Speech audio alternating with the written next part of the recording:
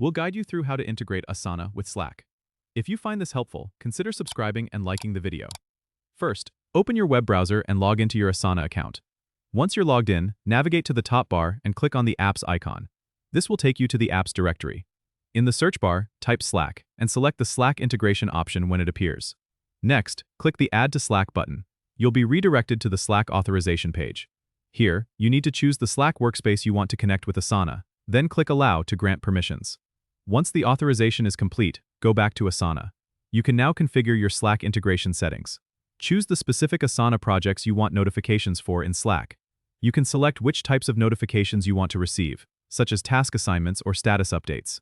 You can also decide which Slack channel these notifications should be posted to. After configuring these settings, hit Save to confirm your preferences. You should now see Asana updates directly in your chosen Slack channel, allowing for seamless communication and task management between your team members. To test if everything works, go to one of your Asana projects and create a new task. You should see a notification pop up in your designated Slack channel. This integration helps keep everyone on the same page and minimizes the need to switch between different tools. Don't forget to subscribe and comment if this helped you out.